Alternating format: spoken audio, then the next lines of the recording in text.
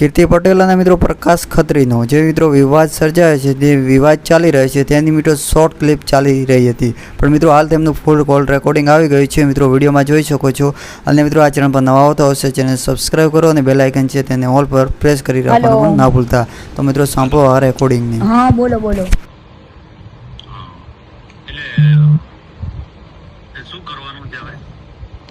હે શું કરવાનું છે? એક્સપોઝ કરવાનું છે, વ્યક્તિ નિર્દોષ હતો એમ, એ વ્યક્તિ નિર્દોષ હતો એમ એક્સપોઝ કરવાનું છે એમ।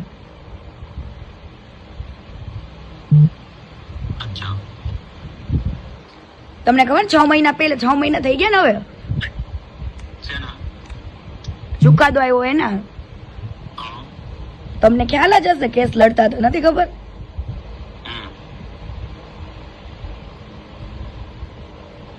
એટલે તમને એ સામેવાળા એવું કહે છે કરવાનું? એ વ્યક્તિની જયારે ઇજ્જત ગઈ, એના પપ્પા એક્સપાયર થઈ ગયા, બરાબર, તો હવે એની ઇજ્જત ગઈ છે, એ સામેવાળા વ્યક્તિએ કીધું ન કીધું 2 નંબરની વાત છે। એના પપ્પા ગુજરી ગયા એનું કારણ આ નતું? શું હતું તો? એ છોકરો આપણે એને 15 થી 20 વખત સમજાવ્યો હતો કે ભાઈ મારી દીકરીની ઉંમર નાની છે, એને ખબર નથી પડતી, તો તું મહેરબાની કરી અને તું એની સાથે વાત ના કર। એમ નહીં, આ તો બધું નોર્મલ છે, કદાચ લવ લફડું આ તે ગમે તે નોર્મલ છે, તમે એને સમજાવી વસ્તુ અલગ છે, પણ આજે એની જિંદગી બગડી ગઈ ને। એના પપ્પાએ એને સમજણ પાડી હતી કે બેટા આપણે પણ એ ઉંમર જ એવી છે, એમ કહું છું, એ ઉંમર જ એવી છે, એમાં કઈ એનો વાક નથી, બરાબર, વાક તો બેઉ નો કહેવાય, ચલો રિદ્ધિ નો વાક કહેવાય ને એનો વાક કહેવાય। હાલો સાંભળો મારી વાત, રીતિની વાત તમે કરો છો, એની ઉંમર હજી પણ એ નાની છે। હા પણ એમ કહું છું, હું એમ કહું છું, સાંભળો, તમે એના માટે જે કહો છો કે હવે હું આના માટે લડત લડીશ, બરાબર, એની જે નાની ઉંમરમાં જે બનાવ બન્યો ને આપણે છોકરાને 15-20 વખત સમજણ પાડી, છોકરો એના મામાને બી મને ફોન પર વાત કરાઈ કે હવે નહીં કરે, એવું લગભગ 8-10 વખત એનાથી થયું, પણ એ છોકરો છેક છેલ્લે એટલે સુધી પહોંચ્યો, ગાડી લઈને હિંમતનગર આવ્યો, કાળા કાચ વાળી। તમને એમ નહીં, તમને ખબર હતી ટ્યુશન માંથી રિદ્ધિ બોલાવતી હતી એમ જબરદસ્તી મળવા માટે, એ વસ્તુની બધી ખબર છે? ના, એને બોલાવ્યો નથી। ના ના ના ના, એ વાત તો ખોટી પડે, રિદ્ધિને તમારે પૂછવાનું। હવે તમારે શું ઈચ્છા છે, શું કરવું છે? લાઈવ કરવું છે? જે વ્યક્તિની ઇજ્જત ગઈ છે, બરાબર, નથી તો કઈ કરવાનું, જે વ્યક્તિ નિર્દોષ છે એ માટેનું જાહેર કરવાનું છે કે વાક શું હતો, વાક તો બંનેનો હતો। હા, તમે જાહેર કરો છો, તમને સ્વતંત્રતા છે, બરાબર? હા, એ તો તમને ખ્યાલ છે, કોકના ન્યાય માટે લડવું એ તો તમને ખબર છે।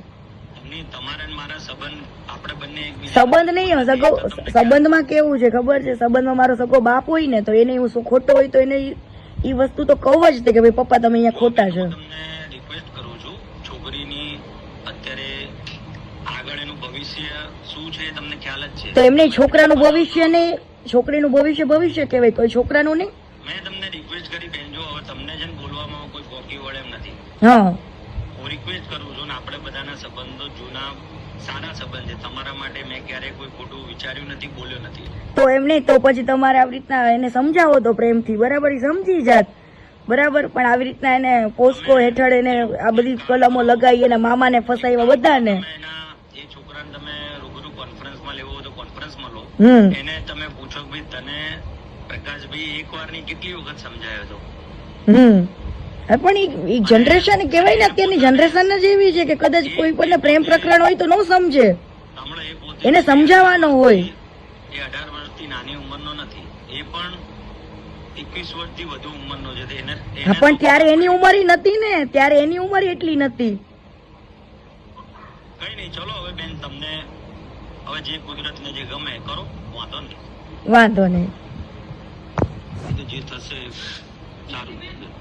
કીર્તિબેન, હા, કીર્તિબેન, બેબી છે ને, બેબી નાની હતી, સમજતી નથી, તો એ બી નાનો જ હતો ને, એને ક્યાં ખબર પડતી હતી હજુ? એ છોકરાની ઉંમર એટલી બધી નથી ને, સમજો તો જન્મ તારીખનો દાખલો નાખી દો। ના એવું નથી બેન, પણ હવે થઈ ગયું તે થઈ ગયું, હવે શું કરવાનું એમાં? બરાબર, તો બિચારા એટલી સજા કાપી, આટલું બધું કર્યું એ છોકરાએ, એની ઇજ્જત ગઈ, એટલે એનો બિચારા ઘર બહારથી બચારો દૂર રહ્યો, એટલું જેલ કાપી એને, તો આ બધું વસ્તુ ખોટી પડે ને. તમને એટલી કોઈ થોડીક દયા ના આવે કે અમારી દીકરીની ઇજ્જત જાય આની અંદર?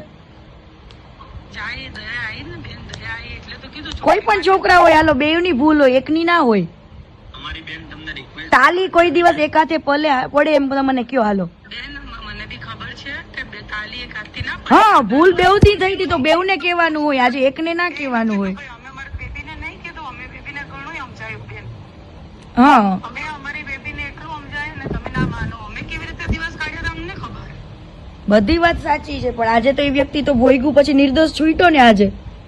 તો પછી હવે તો અમે નામ જ નહીં લીધું બેન. પછી તો હવે નહીં, નામ લેવાનો સવાલ નહીં, જે વસ્તુ વ્યક્તિએ ભોયગું ને એ મહત્વનું છે. વગર વાકે જે વ્યક્તિએ ભોયગું ને એ જોવાનું હોય આપણે.